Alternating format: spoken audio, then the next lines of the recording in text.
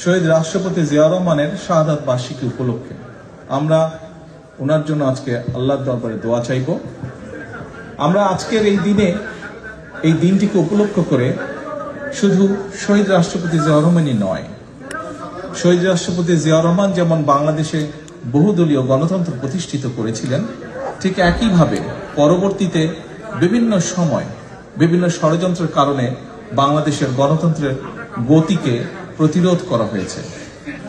গণতন্ত্র প্রতিষ্ঠা করতে গিয়ে মানুষের অধিকার, রাজনৈতিক অধিকার, মানুষের কথা বলার অধিকার প্রতিষ্ঠিত করতে গিয়ে বাংলাদেশ জাতীয়তাবাদী দল বিএনপি এবং এর বাইরেও বহু রাজনৈতিক দলের নেতাকর্মী, এমনকি সমাজের বিভিন্ন শ্রেণী পেশার মানুষ শহীদ হয়েছেন, আত্মাহুতি দিয়েছেন।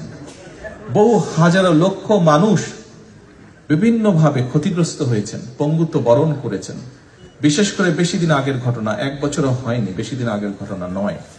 আমরা যদি জুলাই আগস্ট মাসের সেই আন্দোলনের দিনগুলোর কথা মনে করি, তাহলে আমরা দেখতে পাবো কি হারে সেই পলাতক স্বৈরাচার, সেই স্বৈরাচার ক্ষমতাকে ধরে রাখার জন্য কি হারে মানুষকে হত্যা করেছে, কি হারে বহু মানুষের সারা জীবনের দৃষ্টি কেড়ে নিয়েছে, কিভাবে বহু হাজারো মানুষ কিভাবে ক্ষতিগ্রস্ত হয়েছে, শারীরিকভাবে পঙ্গুত্ব বরণ করেছে।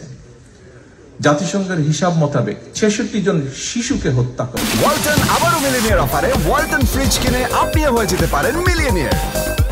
মিলিনিয়ার ছড়াছড়ি দেশ জুড়ে, এটা শুধু ওয়ালটনই পারে।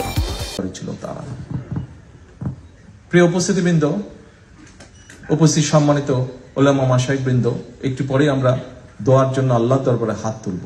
আমি আপনাদের কাছে আজকে সকলকে অনুরোধ করব, শহীদ রাষ্ট্রপতি জিয়া রহমানের শাহাদাত বার্ষিকী উপলক্ষে আমরা যেমন তার জন্য দোয়া চাইব, আমরা বাংলাদেশের গণতন্ত্রকে প্রতিষ্ঠিত করার জন্য, এই দেশকে স্বাধীন করার জন্য যেখানে যত মানুষ আত্মহত্যা দিয়েছেন জীবন, যেখানে যত মানুষ বিভিন্নভাবে ক্ষতিগ্রস্ত হয়েছেন, প্রত্যেকের জন্য আমরা আল্লাহর দরবারে দোয়া চাইব।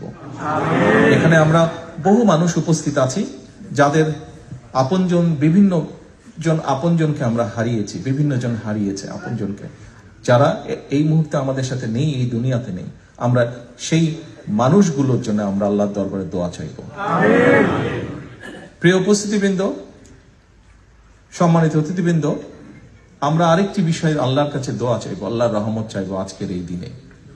যে মানুষগুলো গণতন্ত্রকে, মানুষের অধিকারকে প্রতিষ্ঠিত করার জন্য তাদের জীবনকে আত্মাহুতি দিয়েছেন, আমরা যাতে তাদের সেই আকাঙ্ক্ষাকে পূরণ করতে পারি, আমরা যারা বেঁচে আছি, আমরা আগামী দিনে যাতে বাংলাদেশের মানুষের প্রত্যাশিত যে বাংলাদেশ, সেই বাংলাদেশকে যাতে আমরা গড়ে তুলতে পারি।